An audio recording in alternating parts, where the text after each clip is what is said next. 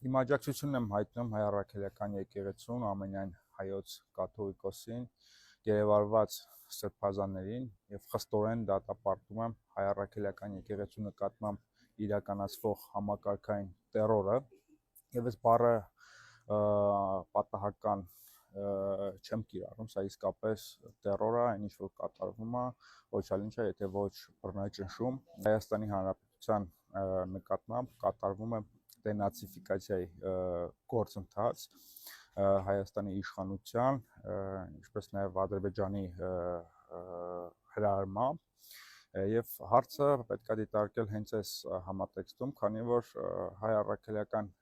եկեղեցին Հայաստանում հայ ժողովրդի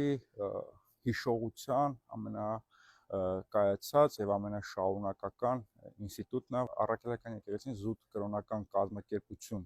չէ, այն մեր կենցաղի, առօրյայի, մշակութային, քաղաքական կյանքի անբաժանելի մասնիկն է եւ մենք միահյուսված ենք այն միահյուսված է մեր մշակույթի մեջ եւ մարտարավեր նետելով այդ կառույցին, մարտարավերս նետում նաև մեր հիշողությանը, մեր անցյալին, մեր ներկային։ Այս առումով սա հավատքի հարց չէ։